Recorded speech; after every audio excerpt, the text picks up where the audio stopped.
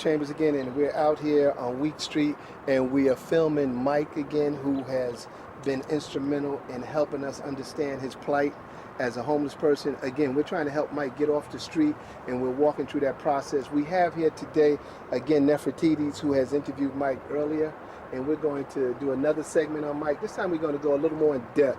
We want to really get to know who Mike is, how Mike got here, and also to give you viewers a better understanding of who he is so you guys can help in that process. Right now, I just want to introduce you to Neff. Neff here. We are back here again with Mike, and we're just going to give you guys some more in-depth look at the project that we're working on and give you a few more answers. So Mike, thanks for being here again with us. As we're walking on this journey with you, I want to take some time today to get to know you better in your story. So, let's start by, tell us a little bit of your background, your upbringing. Are you from Atlanta? Did you grow up here in the city? I'm originally from Lamar County, Georgia, which is about middle Georgia. That's where I went to elementary school. I grew up there. I grew up with 4 other brothers, which was 5 of us and 2 sisters. And kind of very low income, I would say poor family. I had a mother and father, but my father worked at a factory that I remember his pay stub was no more than 75 cents an hour. So he had 7 kids to take care of with that amount of money. So, and I growing up, from elementary school, summertime, or anytime school out, chance I get, I used to do things to try to help out with the family. Me and my other brothers, we used to go to peach fields, pick up pecans, and things like that, which I still pick up the pecan. Yeah. and I'm kind of glad, I brought up that way because it helps me even today.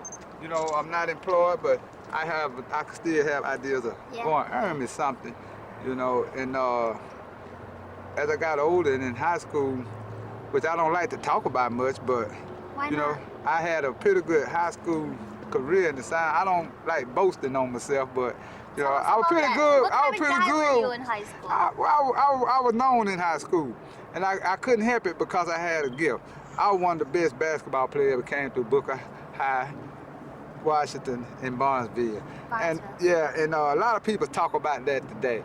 And it's kind of hard for me to talk about myself on that level, but they thought I should have been playing ball even at a pro level. So in that time when you were in high school playing ball and you were so good, what happened after? What happened after high school? Did you have plans for college? Well, I went to school, North Georgia Tech, for 2 years. And after that, I went to Ohio with my sister. And I lived up there with her for a while. And I worked for Case Western University Hospital for a while. And I started to go into the military, were reserved for a short period of time. And after that, I came back to Atlanta. And I furthered my education by taking up heated and air conditioning.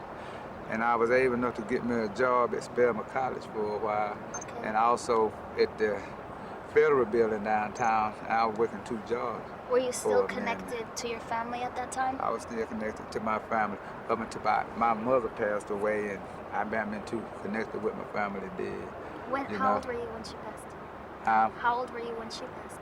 I was about right at 44, 45. I was gone. Okay, so bring us back. Let's go back to after you come back to Atlanta, after doing the military service and you're working at Spelman. What are the next steps after that? Well, basically I was just all right with that, just working 2 jobs and being able to take care of myself and everything. And what about women?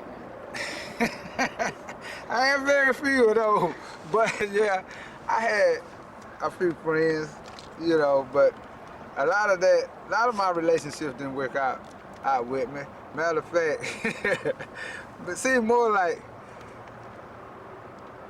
even today, most of my female companions weren't compatible to me because I always had to be much older. You happen to be older? I'm much older. Even today I'm 60, but you know, I got a female friend. I think he's seen the one. She know about 28 and worries me too. I can't. How hard for me to have a relationship and have to raise somebody at the same time. Yeah, it's not You easy. gotta find some harmony. And I don't. Age, Yeah, whatever. but I really would like to have something to offer somebody, you know, cause I'm scuffling and I wouldn't want nobody to really scuffle with me. But during the times I was doing well, you know, well, it was all different. Yeah. But you know, I met 2 or 3 females at Spelman. Matter of fact, When you were one was working at Spelman. a professor, yeah, and you know, that's where most of my mishaps started at. Tell me about that. Well, I was sad with him. You know, I think I shared with you about that missing ID I had. Yeah. Was that around the time when you were working at Spelman? Yeah. So tell me about that. Like, what happened? You lost the ID or I someone stole lost it? ID. No, I lost it. Okay. But, you know, getting some more ID wasn't no problem. But the people's, and I'll never forget this name, Joseph West, because that's the guy they had before they got me. I walked down through the pedestrian, not knowing pedestrian walkway out at the High Tower station. They hadn't changed the Hamilton E. home then. Yeah. But I had a weekly card. Okay. So Marla decided to check me out anyway because I walked down through there and show you how things can go where it's not by mistake. They decided to run a check on me. Normally when I showed them that weekly card, showed them who I were, let me see your ID. Normally I showed them that weekly card, hey man, I mean, I could ride, so Yeah. it would be okay. But they wanted that check on me and they go like, you got warrants on you. And I'm go like impossible. What were the warrants for? It was for forgery, 2 counts, 1st degree. And I said, man, I never forged a check in my life. And I said, Fulton County got to be crazy. So when I got to Fulton County, they said, it's not our warrant. They said, it's Gordon County. Never been to Gordon County day in my life. So this is Yeah. after you've lost the ID. Yeah. Okay. So now I don't have a bond or anything until I have a bond hearing.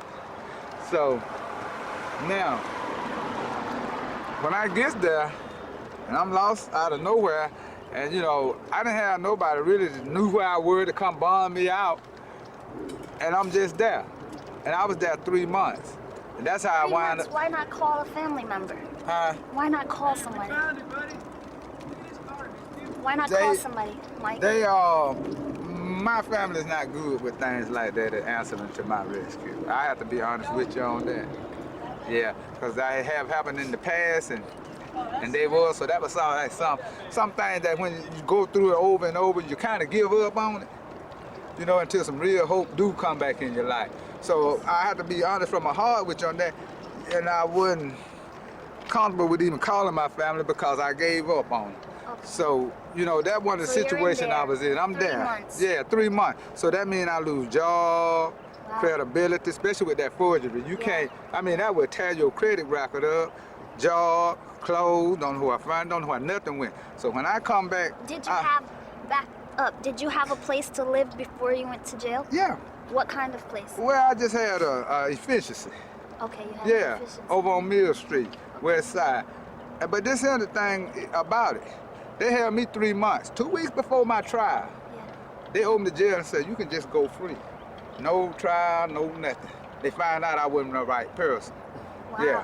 Yeah, I was Okay, planning so to you say- get out, then what? I get out and come back to nothing. Right, you That's lost what the I come place, to. I done lost the everything. job, and no money. I done lost everything. And you know, those kind of things goes up on your background. So I had to go get myself cleared up from that, and that took a while too.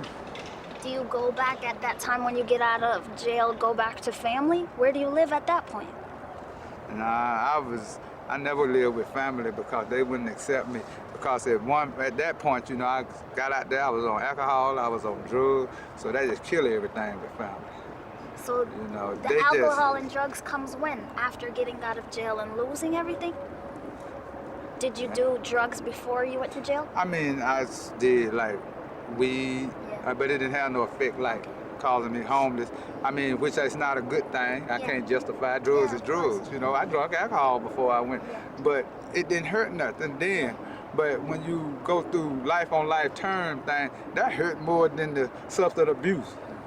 hurt more than the chemical imbalance of the mind, you know, because you already, I mean, when I saw like, you know, I needed a pacifier for all those bad feelings, you know, and And you I went, supplemented with I went drugs to and some alcohol. treatment centers and stuff, and they did a good job on me, you know, and that's what kept me strong